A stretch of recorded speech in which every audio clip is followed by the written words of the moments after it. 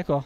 Alors nous sommes réunis sur cette place, la place Gabriel Péri, parce que c'est là que le 30 avril 1871 s'est produit un massacre qui a fait entre 30 et 50 morts, on ne sait pas exactement combien, mais un massacre extrêmement violent qui a mis fin à l'épisode révolutionnaire de la commune de Lyon. Évidemment, la commune avait commencé le 4 septembre avec la proclamation de la République à Lyon, avant Paris. Le drapeau rouge a flotté pendant 6 mois sur l'hôtel de ville et a été ensuite enlevé parce qu'il y avait aussi des éléments de réactionnaires ou bourgeois qui ne voulaient plus en entendre parler.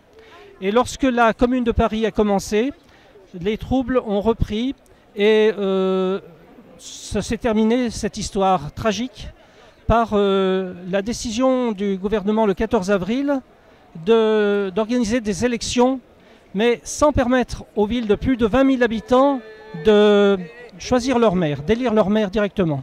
Ce qui rappelait de très mauvais souvenirs, puisque c'était le cas sous l'Empire, où Lyon était déjà une ville sous contrôle préfectoral, mais où il n'y avait pas de démocratie directe. Ici même, les forces de l'ordre arrivant par la rue de Marseille ou par les quais du Rhône sont venus et alors qu'il y avait déjà des éléments de fraternisation entre les gardes nationaux et la population et les insurgés, ils ont finalement décidé d'ouvrir le feu et vraisemblablement sur ordre ou sur recommandation forte du gouvernement de M. Thiers. C'est en tout cas la thèse fortement affirmée du maire de l'époque, M. Crestin, qui craignait, lui, un bain de sang. C'est ce qui a malheureusement eu lieu. Donc voilà, cette plaque commémore cet événement qui avait disparu de la mémoire lyonnaise. Peu de Lyonnais connaissent cette histoire.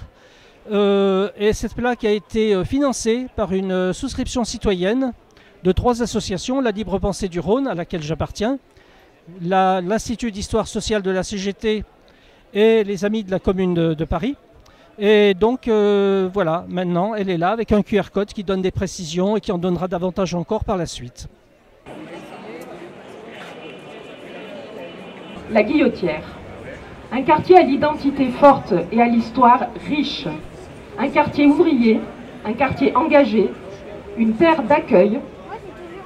C'est ce que nous rappelle cet épisode tragique et sanglant de la commune de Lyon qui s'est déroulé ici. La Guillotière, la place du Pont, ce sont des lieux emblématiques de notre ville, l'un des rares quartiers populaires en centre-ville. Son histoire est ancienne, elle est structurante pour notre ville et il est important de la faire connaître et de la rappeler au-delà de l'actualité immédiate souvent mise en avant. Désormais, cette plaque sera là, sous le regard des passantes et des passants, pour raconter les faits qui s'y sont déroulés.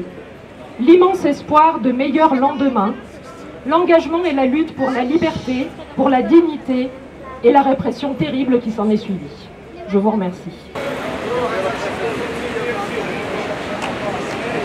Ah, on peut faire un parallèle avec aujourd'hui, hein, la question de la démocratie est toujours aussi présente, la peur du peuple est toujours aussi présente. Quand on voit les mesures de répression qui ont lieu, que ce soit sur le plan législatif par la loi dite séparatisme, qui entend contrôler les associations, par les mesures liberticides de toutes sortes et par la montée de l'extrême droite et par la répression d'une façon générale. Hein. On se souvient des Gilets jaunes, mais depuis il y a eu d'autres occasions où la force a été utilisée contre le peuple.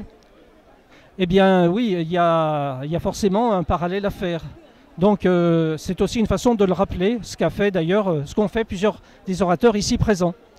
Et je rappelle aussi que parmi les œuvres de la commune de Lyon, les premières mesures qui avaient été prises en septembre 1870 figurait la laïcisation des écoles.